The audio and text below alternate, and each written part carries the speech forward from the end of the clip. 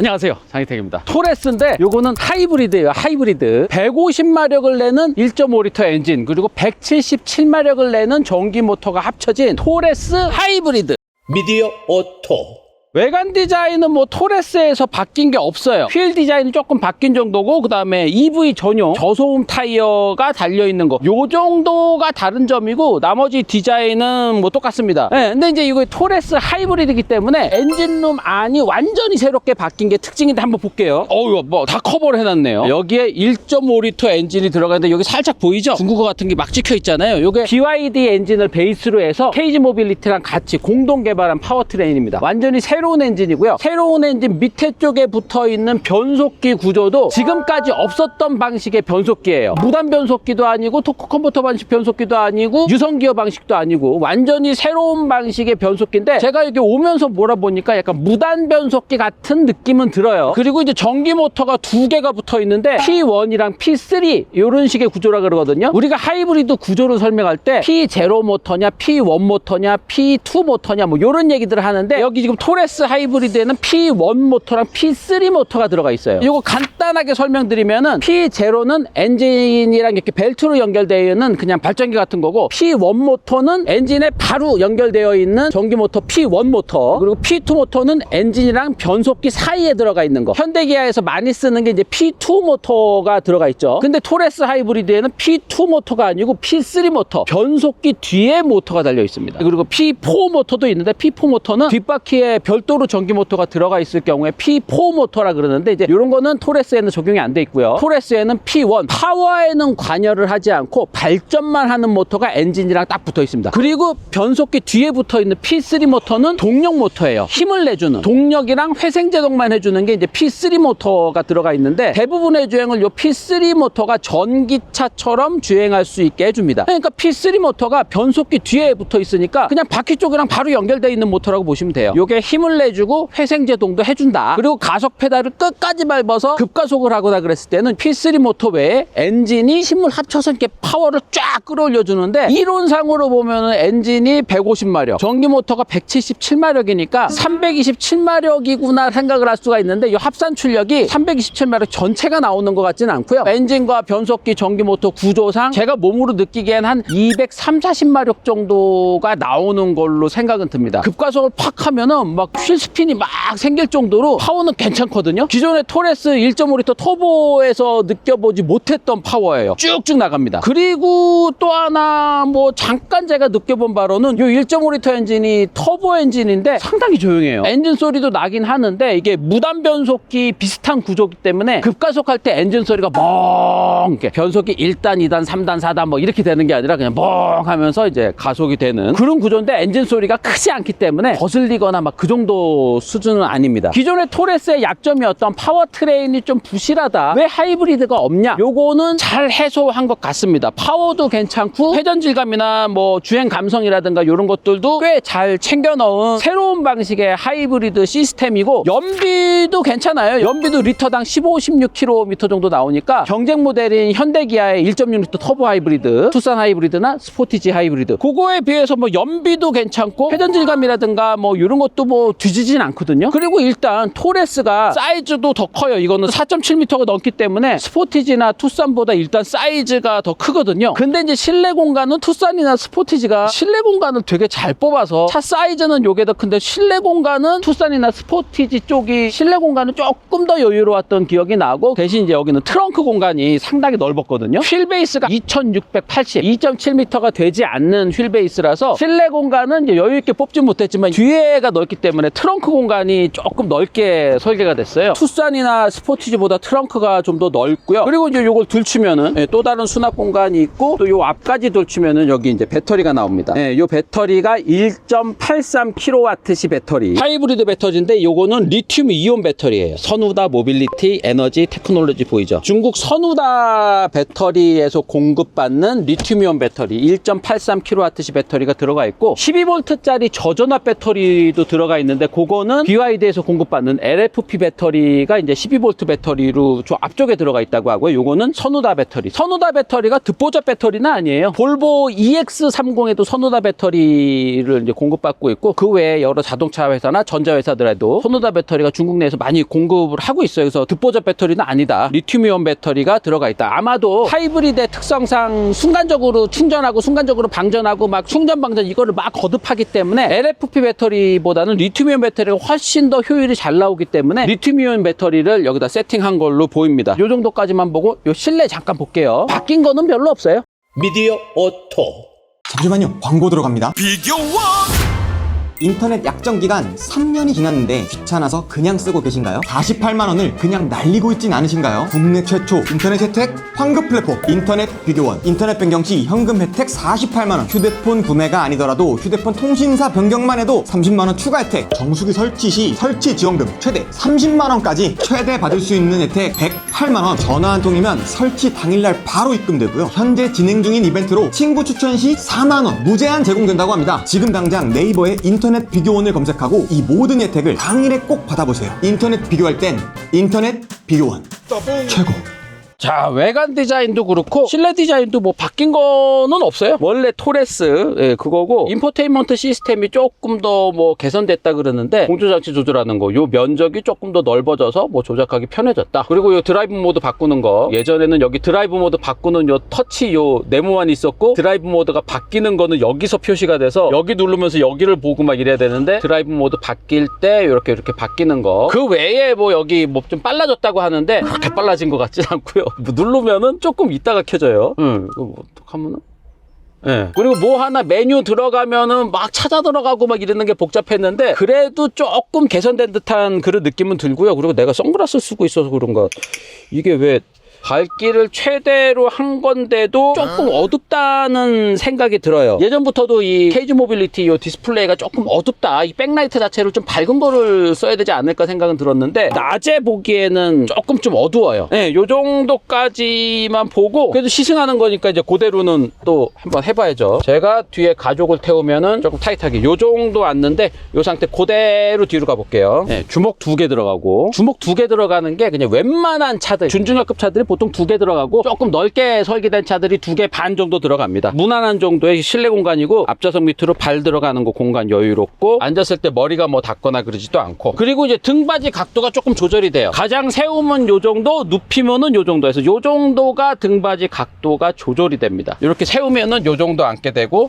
요거 눕히면은 약간의 차이지만 조금 릴렉스하는 느낌은 듭니다. 그리고 팔걸이에 컵홀더 있고요. 그리고 에어컨 송풍구라든지 뭐 USB 이런 것들도 다 빠짐없이 다 준비를 해놨습니다. 앞좌석에는 열선 시트, 통풍 시트 다 되고요. 뒷좌석에는 열선 정도만 있는데 저희가 타는 거는 T7 모델이에요. T7 모델, T5 모델 이 두 가지로 돼 있는데 토레스 1.5L 터보에 비해서 가격이 한 400만 원, 500만 원 정도가 더 비싸거든요. 근데 이제 이 하이브리드 모델은 환경 친화적 자동차 그 세제 혜택이 있기 때문에 거기서 한 150만 원 정도가 이제 세제 혜택이 좀 있어요. 그래서 실질적인 가격 차이는 250만 원, 350만 원 요 정도가 더 비싸다고 보시면 됩니다. 근데 이제 연비가 좋고 주행 감성이라든가 이런 것도 요게 조금 더 괜찮은 것 같거든요. 토레스 1.5L 터보는 리터당 뭐 11km 뭐 요 정도인데 이거는 리터당 15km 정도로 연비가 한 1.3배, 1.4배 요 정도로 연비가 조금 더 좋고 이제 주행 감성이라든지 파워라든지 요 토레스 하이브리드가 조금 더 좋기 때문에 1년에 2만 km 이상 달리시는 분들은 주행 감성에서 조금 더 이제 시원시원하게 달리면서 연비에서도 조금 더 이득을 보실 수 있는 토레스 하이브리드가 전반적인 상품성이 상당히 좋습니다. 요게 잠깐 타고 온 소감을 간략하게 말씀드리면 1.5L 터보 엔진 때는 사실 경쟁 모델에 비해서 파워트레인이 좀 초라해 보였거든요. 근데 1.5L 하이브리드 요 모델은 다른 하이브리드 그러니까 현대기아 하이브리드에 비해서 오히려 더 나으면 낫지 뒤지지는 않는 것 같습니다. 저래도 토레스를 살 거면은 하이브리드를 살 것 같아요. 네, 이것도 사전 계약 하나 해? 이거? 요 정도까지만 보고 바로 달려보겠습니다. 고고! 띠리링 띠리링 본격적으로 출발하기 전에 저희 누님부터 들어볼 텐데 알파인 오디오가 들어가 있습니다. 케이지 모빌리티가 이런 브랜드 오디오가 없었는데 예전에 90년대 무쏘 시절부터 들어갔었던 알파인 브랜드로 이제 고급 오디오를 만들어서 넣었어요. 우리 70년대생들의 이 최고의 오디오는 알파인이거든요. 알파인 헤드 유닛 딱 이렇게 TV론 같은데 딱 해놓으면은 와 막 이랬었던 세대잖아요. 알파인 짱이었는데 이 알파인 한번 들어볼게요.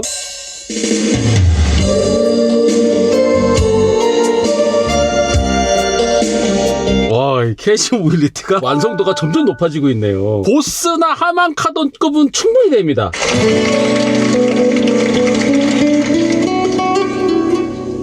이게 공연 실황이기 때문에 박수 소리 같은 게 들리잖아요. 요게 안 좋은 오디오에서 들으면 이게 빗소리처럼 들려요. 예전에 KG 모빌리티 기본 오디오는 여기 이제 빗소리였거든요. 이게 박수 소리처럼 들립니다. 출력이 꽤 세졌는데도 내장재 울림이라든가 이런 거 없이 세팅을 비교적 잘한 듯 합니다. 고급 오디오 입문자들에게 꽤 괜찮은 세팅이다. 여기서부터 또 이제 차곡차곡 이게 싹 올라가면 되는 거죠.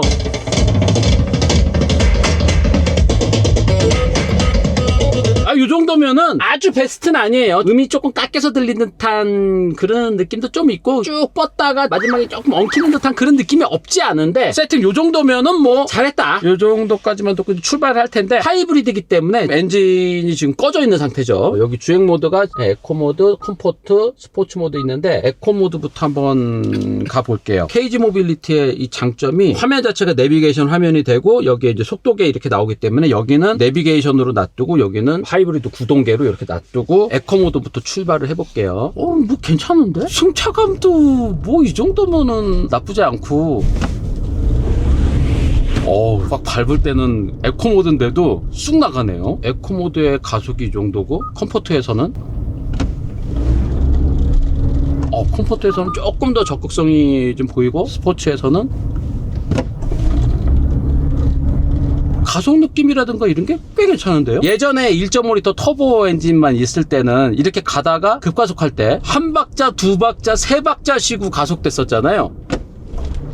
근데 이거는 전기 모터가 즉각적으로 가속을 해줍니다. 요 정도의 반응이면은 전기차 정도의 반응. 전기 모터가 먼저 훅 힘을 내주죠. 사실 지금 KG 모빌리티랑 기술 제휴하고 있는 BYD는 전 차종이 전기차랑 플러그인 하이브리드 차 요 두 종류만 만들어요. 하이브리드 차는 만들고 있지 않아요. 근데 여기 BYD에서 만들고 있는 플러그인 하이브리드 요 차를 기본으로 해서 요 하이브리드 시스템을 개발했거든요. 세팅 잘했습니다. 이 정도면. 내구성이 어느 정도인지는 모르겠는데 신차 상태 때의 세팅은 나쁘지 않아요. 서스펜션도 조금 바꿨다고 하는데 과속방지턱 넘는 것도 잘하고 바닥에 잔진동이라든지 뭐 이런 것들도 잘 문질러 줘요. KG 모빌리티가 회사가 너무 지금 어렵고 허리띠 막 아직도 막 졸라매고 있거든요. 정상화를 위해서 지금 막 이러지 좋은 차를 만들기 위해서 이 정도 단계가 아니라고 저는 생각을 하고 있었는데 허리띠를 졸라매고도 이 정도 세팅을 만들어냈다는 게 일단 박수. 나 이 정도까지 기대를 안 했어. 특히 완성도 높은 파워트레인도 집어넣고 또 승차감이라든지 이런 것도 기존의 토레스에 비해서 조금 더 개선된 토레스 1.5L 터보는 사실 주변 사람들한테 이렇게 권할 수 있는 차는 아니었거든요. 토레스 하이브리드는 주변에 권해 볼 만한 정도의 상품성, 세팅력 이런 거 괜찮습니다. 엔진 소리가 상당히 차분하네요. 와, 이거는 BYD의 기술력이냐 KG 모빌리티의 기술력이네. 이거는 근래 저희가 이 르노코리아의 그랑콜레오스 하이브리드 시승을 하면서 현대기아의 하이브리드보다 더 좋은 하이브리드가 나왔어요 라고 그랬는데 이것도 못지 않아요. BYD의 플러그인 하이브리드 차를 저희가 못 타봐가지고 어느 정도 이제 감을 못 잡았었거든요. 근데 이거 보니까 이거 진짜 막 친구 잘 만나가지고 갑자기 우등생이 된 듯한 약간 이런 느낌이거든요. 중국 친구도 잘 사귀면은 이렇게 우등생 될 수 있어요. 크게 기대 안 했는데 괜찮네요. 띠리링 띠리링.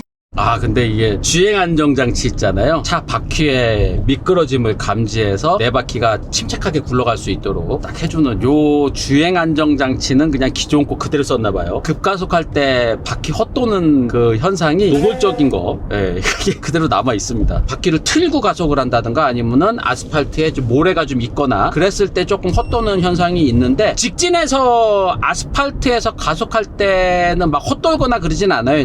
근데 이게 177마력의 모터와 150마력의 엔진이 힘을 합쳐서 쫙 밟으면은 300마력 가까이 좀 나올 수도 있을 것 같긴 한데 꽉 밟았을 때도 한 200마력 나오는 것 같아요. 평소 때는 대부분 그냥 177마력짜리 전기 모터로 대부분 커버를 하는 듯 하고요. 그리고 엔진은 슬쩍슬쩍 돌면서 충전을 조금 해주는 정도로 움직이고 있고요. 그래서 평소 때는 그냥 전기차처럼 슬슬 몰고 다니다가 이제 급가속을 하면 엔진이 조금 동력에 관여하는 것 같긴 한데 한 200마력 정도 정도밖에 안 나와요. 조금 더 파워가 조금 분출될 듯한데 어떤 상황에서도 폭발적인 파워가 나오지는 않습니다. 아마 시속 100km까지 가속을 하면은 8초대 정도 나오면 잘 나오지 않을까 생각은 듭니다. 보통 경쟁 모델들이 8초대, 9초대 나와요. 투싼 하이브리드나 뭐 스포티지 하이브리드 뭐 8초, 9초 정도 나오고 그랑콜레오스는 요거보다 차가 좀 더 크지만 그것도 한 8초대 정도 나오거든요. 요것도 뭐 비슷한 수준 8초대 정도일 것 같습니다. 이게 뭐 합산 출력 300마력까지 뽑아내면 뭐 6초대 뭐 이렇게까지 나올 텐데 그 정도는 아닌 것 같고요. 이 패들 시프트를 통해서 회생제동 정도를 조절할 수가 있거든요. 지금은 회생제동을 제일 많이 해서 가고 있는데 회생제동을 제일 세게 하면은 기아 한 4단 정도 물고 달리는 듯한 그 정도의 느낌이에요. 회생제동이 전기차처럼 세게 걸리진 않아요. 회생제동은 4단계로 조절이 돼요. 그리고 어댑티브 크루즈 컨트롤, 앞차와 거리 감지해가지고 차선 유지까지 하면서 달리는 어댑티브 크루즈 컨트롤, 차선 유지 장치 뭐 이런 거 다 들어가 있고요. 저희가 몇 년 전만 해도 토요타 하이브리드만 진짜 제대로 된 하이브리드고 토요타 미만 다 잡이라고 생각을 했는데 현대기아도 하이브리드 이제 꽤 잘 만들고 그래서 현대기아의 하이브리드도 되게 정점에 올랐다 그랬는데 르노 코리아의 하이브리드가 또 팍 치고 올라오고 BYD랑 같이 만든 케이지 모빌리티의 하이브리드가 이렇게까지 완성도가 괜찮을 줄 몰랐어요. 배터리 사이즈가 뭐 크고 뭐 그러지 않기 때문에 EV 모드가 별도로 있거나 뭐 이러진 않아요. 근데 이제 기본적인 요 도로 주행에서 바닥 소음이라든지 뭐 바람 소리라든지 거추장스러운 소음들도 좀 잘 잡아냈고 잔진동 같은 거 잡아내는 승차감 뭐 이런 것들도 꽤 괜찮아져서 기존의 토레스보다 주행 품질이 부쩍 올라왔습니다. 거의 한 등급 더 위에 고급차로 업그레이드 된 듯한 그런 느낌이에요. 이런 거 보면은 기존의 토레스 1.5L 터보는 진짜 케이지 모빌리티가 어려울 때 만들어내 쥐어짜내서 만든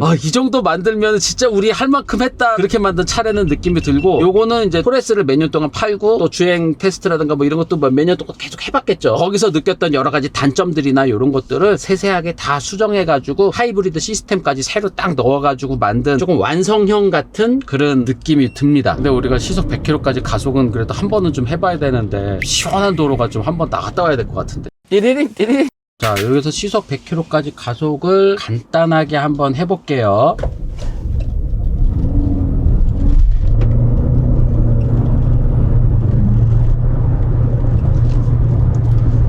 (8.37초) 그냥 전기 모터만으로 그냥 가속이 된 건가? 전기 모터가 177마력짜리 전기 모터인데 거기에 엔진이 한 20마력 정도나 보태준 것 같은. 근데 급가속할 때 엔진은 멍하고 좀 힘을 좀 꽤 보태주는 듯한 느낌이거든요. 엔진도 꽤 맹렬하게 돌아가요. 근데 최고 출력이 그냥 200마력이 채 되지 않는 정도의 파워인 듯 합니다. 전기 모터가 177마력으로 꽤 세다. 또 P3 변속기 뒤에 앞바퀴에 근접해서 전기 모터가 있다는 게 그냥 일반적인 도로 주행에서 전기차처럼 전기 모터 위주로 달린다는 게 장점인데 그게 또 이제 급가속할 때 엔진 힘이랑 적극적으로 합쳐가지고 나오는 것 같지는 않고 급가속할 때도 또 어떤 상황에서는 엔진이 왕 하고 달아오르지도 않네요. 하여튼 새로운 구조의 하이브리드이기 때문에 이게 어떤 로직으로 이렇게 되는지는 잘은 모르겠어요. 케이지 모빌리티의 그 상품 담당하시는 분도 이 시스템에 대해서 직접적으로 개발하신 분이 아니기 때문에 명확한 답변을 주시지는 못하더라고요. 자, 그래서 요 정도까지만 오늘 시승해보겠습니다. 뭐 지금 다 왔어요. 목적지까지 다 와가지고 전체적으로 평을 해드리자면은 토레스 1.5L 하이브리드 예상보다 잘 만들었습니다. 현대기아의 하이브리드보다 엔진 소리가 상당히 차분한 게 일단 눈에 띄고요. 요 엔진은 이제 BYD에서 가져와가지고서는 케이지 모빌리티랑 같이 개발한 엔진인데 엔진도 괜찮고 그리고 전기차처럼 평소 때 몰고 다닐 수 있다. 그리고 주차할 때나 뭐 이럴 때 그냥 전기차처럼 전기 배터리 사이즈가 뭐 아주 크거나 그런 것도 아닌데 전반적으로 느낌이 괜찮습니다.